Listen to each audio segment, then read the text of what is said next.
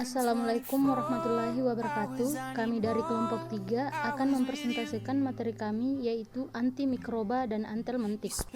Menurut Waluyo 2004, antimikroba merupakan suatu zat kimia yang diperoleh atau dibentuk dan dihasilkan oleh mikroorganisme. Zat tersebut mempunyai daya tahan penghambat aktivitas mikroorganisme lain meskipun dalam jumlah yang sedikit. Penggolongan antimikroba. Yang pertama berdasarkan spektrumnya.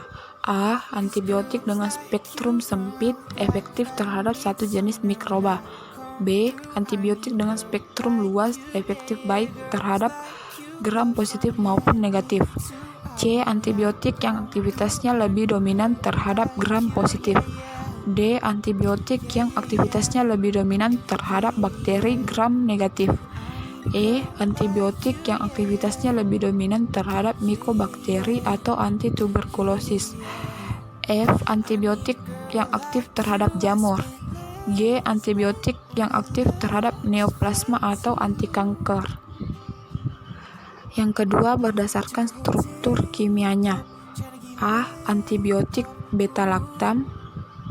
B. Turunan amnikol. C. Turunan tetrasiklin. D. Aminoglikosida. E. Makrolida. F. Polipeptida. G. Linkosamida. H. Polien. I. Ansamisin. Dan J. Antrasiklin. Yang ketiga berdasarkan aksi utamanya. A. Bakteriostatik menghambat pertumbuhan mikroba. B. Bakterisida membunuh atau memusnahkan mikroba. Keempat, berdasarkan tempat kerjanya. A. Dinding sel menghambat biosintesis peptidoglikan.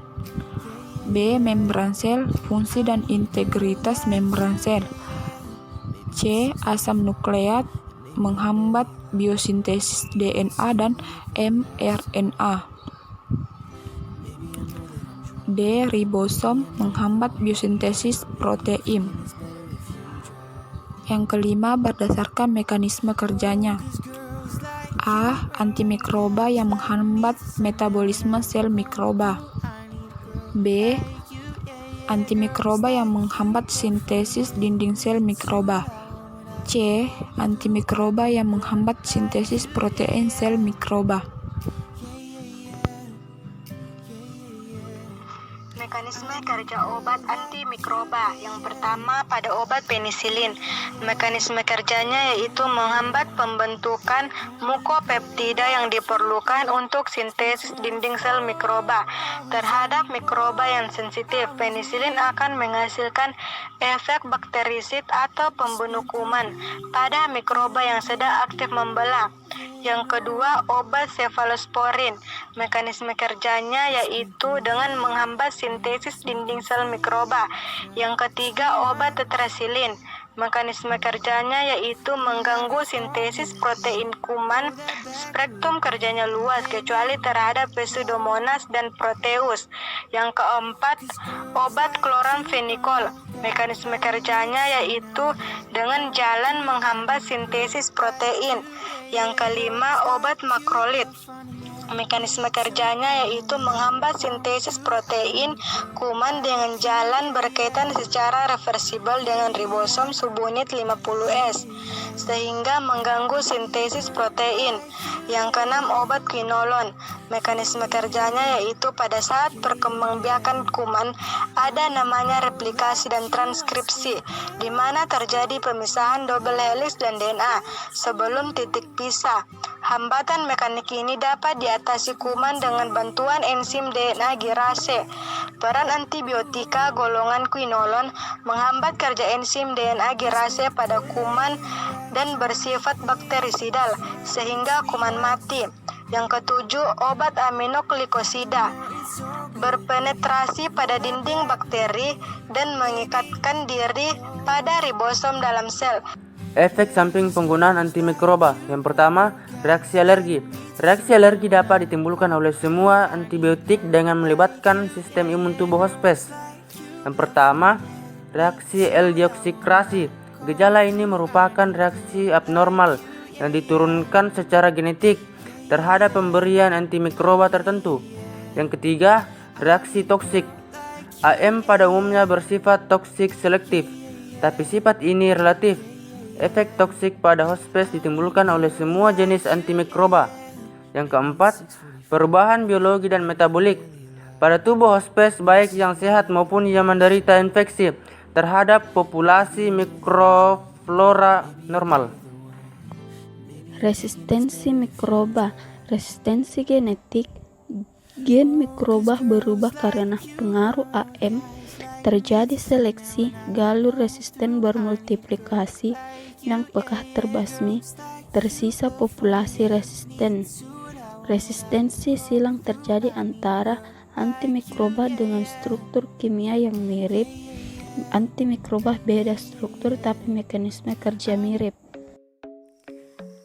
Antelmintik merupakan golongan obat yang dapat mematikan atau melumpuhkan cacing dalam usus manusia atau hewan, sehingga cacing dapat dikeluarkan bersama-sama dengan kotoran.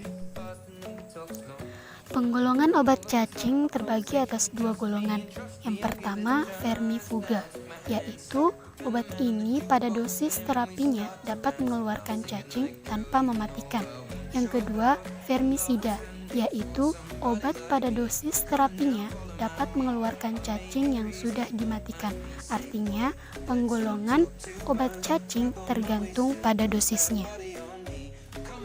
Mekanisme kerja obat antelmentik pada cacing yaitu merusak atau membunuh cacing secara langsung, melumpuhkan cacing, merusak kutikula cacing sehingga sistem pertahanan penjamu seperti pencernaan dan imunitas mempengaruhi cacing, mengganggu metabolisme cacing.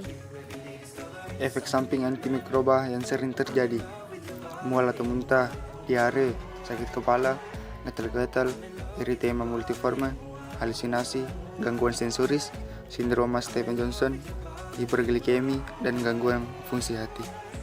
Resistensi terhadap antelmetika adalah hilangnya sensitivitas yang diturunkan secara genetik pada populasi cacing yang mula-mula sensitif terhadap obat yang sama. Pada proses ini akan terjadi kemoterapi secara selektif dalam membunuh individu cacing yang peka dari populasi yang heterogen secara genetik, sehingga akan terjadi peningkatan individu pembawa gen resisten yang akan diwariskan pada keturunannya.